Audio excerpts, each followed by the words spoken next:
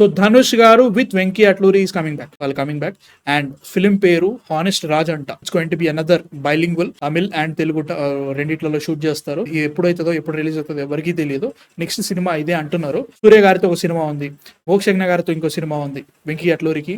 ఇవన్నీ కూడా సితారా మీకేంచే ఉన్నాయి. సో సితారాకి ఒక హోమ్ గ్రోన్ డైరెక్టర్ దొరికేసిన చెప్పాలి. రంగదే తర్వాత అనుకుంటే ఇదంతా రంగదే తర్వాత హీస్ టోటలీ స్టిక్ టు సితారాకి అయిపోయింది. I'm excited for this. And నేను మళ్ళీ చెప్పినట్టుగానే దాన్ని మళ్ళీ రిపీట్ చేయను. లైక్ ఈ స్టోరీకి ధనుష్ గారు సూట్ అవుతారంటే ఓకే, బట్ లైక్ నేను చెప్పినట్టుగానే తెలుగు హీరోలు లేరా చేయట్లేదా అనేది ఒకటి ఉంది. బట్ దాన్ని నేను ఆల్రెడీ చాలా చెప్పేసిన అప్పుడే, ఏంటిది మళ్ళీ మన వాళ్ళు చేయట్లేదు, ఇది ఒకటి వేరే రకమైన different kind of negative what is conversation జరుగుతుంది అన్నట్టు. అంత పక్క పెట్టేసినా కానీ I'm really excited what Venky Atluri will do after Lucky Bhaskar. First of all సరే, సార్ తర్వాత వాళ్ళు వచ్చిర్రు. Lucky Bhaskar was fantastic film. Sir కంటే లక్కీ భాస్కర్ చాలా చాలా చాలా ఇంప్రూవ్డ్ ప్రోడక్ట్ నా దృష్టిలో. చాలా బాగుంది. లైక్ సార్ లో కొన్ని ఇష్యూస్ ఉన్నాయి నాకు, మరీ ప్రీచిగా, మరీ లైక్ మెలో డ్రామాటిక్ గా. ఒక తెలుగు సినిమాలో లైక్ గుండెలు బాదుకుని ఏడుస్తాను చూసిన, అది జస్ట్ అన్ ఎక్స్ప్రెషన్ నేను చెప్తున్నా. అట్లాంటి కైండ్ ఆఫ్ మెంటాలిటీ ఉంటుంది అన్నట్టు ఆ సినిమాలో. అసలు ఏంటి, ఒక ప్రాక్టికల్ వెళ్తే ప్రాక్టికల్ వెళ్ళిపో, మరీ లైక్ ఏదో ఒకటి అయ్యో దేవుడయ్యా స్వామి నువ్వు అనే ఫీలింగ్ ఉంటుంది నాకు. కొన్ని సినిమాలు చూస్తే అస్సలు నచ్చదు అట్లాంటి సిచ్యువేషన్స్. అట్లాంటి ఎలిమెంట్ లక్కీ భాస్కర్ లో లేదు. I really like that.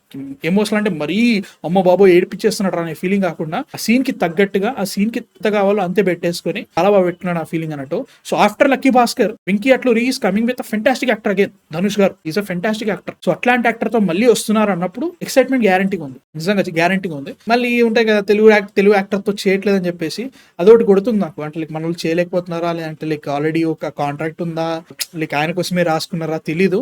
ఇదైతే జరుగుతుంది. సో ఫస్ట్ ఆఫ్ ఆల్ ఇవన్నీ కాదు కానీ హానెస్ట్ రాజ్ అనే సినిమా వస్తుంది, directed by Venky Atluri, starring Dhanush, and they're coming back. Second movie తర్వాత వస్తుంది ఆఫ్టర్ లక్కీ భాస్కర్. నీకేమనిపిస్తుంది చెప్పరా? యా, నీ కన్సర్న్స్ అన్ని నేను ఒప్పుకుంటాను. బట్ స్టిల్ ఐ థింక్ ఆ బ్యారియర్స్ ని చేరిపోయటంలో తప్పలేదని అనుకుంటాను. కానీ ఈయన కంప్లీట్లీ తెలుగు యాక్టర్స్ ని ఇగ్నోర్ చేస్తున్నారేమో అనే ఫీలింగ్ కూడా ఉంటుంది. అండ్ మనం ఆల్రెడీ డిస్కస్ చేస్తాం, లైక్ డేట్స్, డిమాండ్స్, హడావిడి అంతా ఉంటుంది. బట్ ఐ డోంట్ థింక్ తమిళ్లో కూడా సేమ్ ఇష్యూ ఉంది. బట్ ఎందుకు పిక్ చేసుకున్నారు అర్థం కదా. బట్ స్టిల్ సార్ అనేది నేను బ్రహ్మరాంబలో చూసిన ఫస్ట్ మూవీ. బ్రహ్మరాంబలో అప్పటి వరకు వెళ్ళా. ఛానల్ రివ్యూ సార్ నేనేనా? Okay, nice. సో ఎప్పుడో second day Saturday evening like 9:30 షోకో ఎప్పుడు వెళ్ళాను. ఐ వాజ్ సూపర్ హ్యాపీ సార్కి. అంటే ఎంత ప్రీచిగా ఉన్నా అక్కడ ఉన్న massive audience they are happy.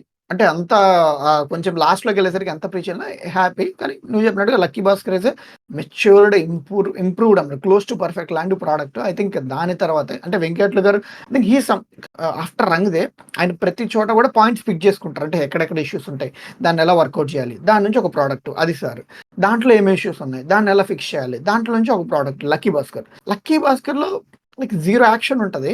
But still ఆ డ్రామా గ్రిప్పింగ్ తో నీకు సార్ కంటే లైక్ మోర్ ఎంగేజింగ్ గా చూపించారు. అండ్ ఐ థింక్ ఈవెన్ దీంట్లో కూడా ఇప్పుడు అది హానెస్ట్ రాజ్ అనేది కూడా ఇది నడిచిపోద్ది అనుకుంటున్నాను. నాకు బాగా ఇంట్రెస్టెడ్ ఏంటంటే సితారా ఎంటర్టైన్మెంట్స్ దీంట్లో ఎంత చెప్పినా తక్కువ మాట్లాడినట్టు అవుతుంది విత్ సితారా.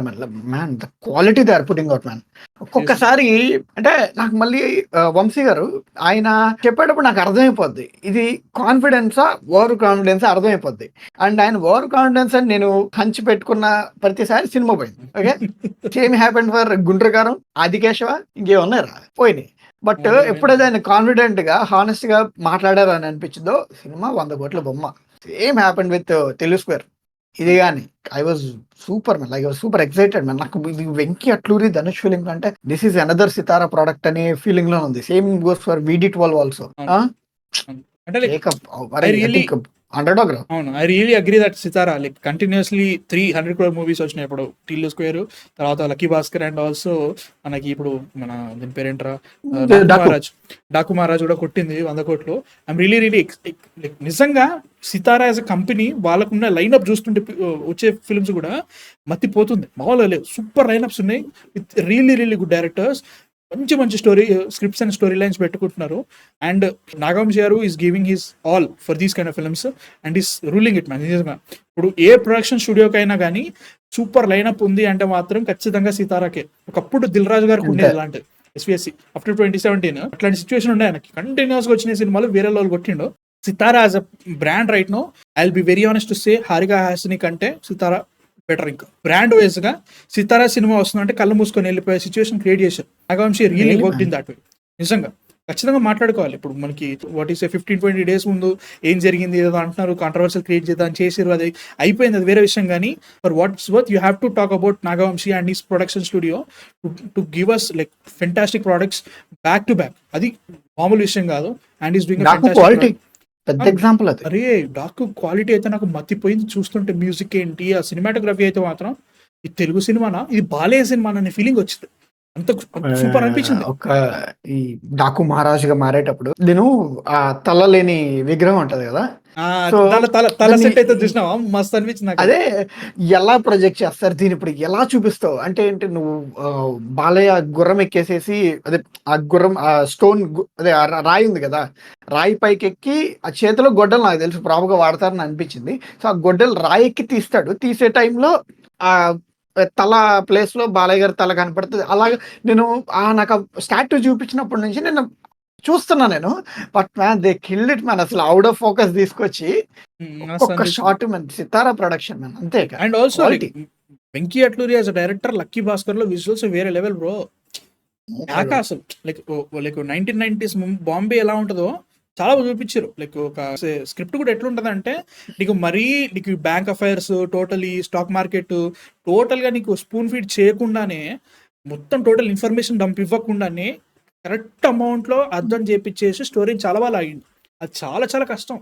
మనం ఏమో అనుకుంటాం కానీ చాలా కష్టం అది. అరే ఈ స్టాక్ ట్రేడింగ్, ఈ అంటే ముందే ఇన్సైడర్ ఇన్ఫర్మేషన్ తో స్టాక్స్ పర్చేస్ చేయడం, ఇవన్నీ అసలు నాకు స్టాక్స్ అంటేనే ఉండేది ఐడియా, బట్ స్టిల్ నాకు ఫుల్ క్లారిటీ ఇంకా లేదంటే లైక్ అది ఎలా పనిచేస్తుంది, దేని వల్ల ఇంపాక్ట్ అవుతుంది, ప్రైజింగ్ అవన్నీ తెలియదు. But Lucky Bhaskar summarize it for me, like అంతా అంటే ఇంకా మనం డీటెయిల్గా తెలుసుకోవచ్చు, బట్ చాలా నీట్గా. అండ్ దాని తర్వాత ఈ bank to bank transactions, BRS మీద కానీ అవన్నీ కూడా చాలా నీట్గా, చాలా సింపుల్గా అందరికి అర్థమయ్యేలా చెప్పాను అనమాట. అందుకనే సక్సెస్ అయింది అది. And also you have to understand, రంగే తర్వాత వెంకీ అట్లూరి గారి గురించి ఎవరు మాట్లాడుకోవట్లేదు. నిజంగా ఎవరు మాట్లాడుకోలేదు.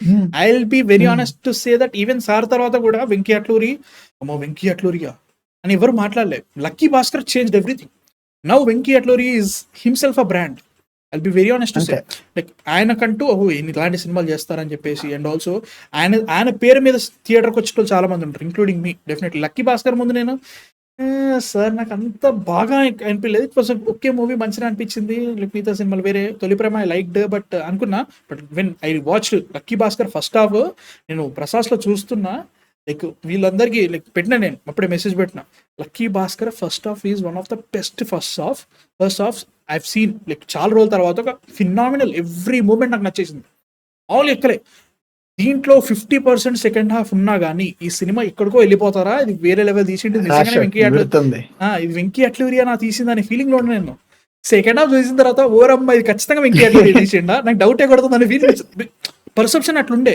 So after Lucky Bhaskar like వేరే లెవెల్ సక్సెస్ వచ్చిన తర్వాత, లైక్ ఇప్పుడు ఆయన మళ్ళీ ధనుష్ లాంటి యాక్టర్ తో మళ్ళీ కొలాబరేట్ అవుతున్నారు అన్నప్పుడు రియల్లీ ఎక్సైట్మెంట్ అయితే గ్యారంటీగా ఉంది, నిజంగా ఉంది.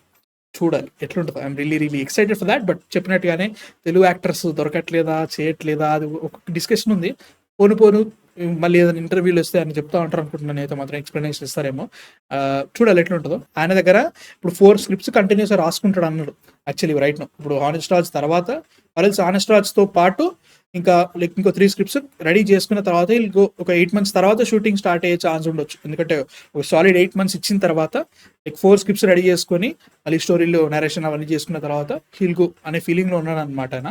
మన హాలీవుడ్ రిపోర్టర్లో ఆయన బట్ ఈస్ రౌండ్ టేబుల్ చెప్పినట్టు I'm excited, really excited honest Raj అనేది ఎలా ఉంటుందో. అండ్ ఆల్సో ధనుష్ గారి డైరెక్టోరియల్స్, ఆయన యాక్టింగ్ సినిమాలు, హిందీ సినిమా రాంజనా సీక్వెల్ లాంటిది, అది ఎప్పుడైతుందో చాలా ఉన్నాయి, ఇప్పట్లో రాదు. ఇవన్నీ పక్క పెట్టండి. ఫస్ట్ ఆఫ్ ఆల్ యుగానికి ఒక్కడు ఎవరు అడగలేదు అయ్యా, మీరే చేస్తా అన్నారు. తన సంగతి ఏంటి?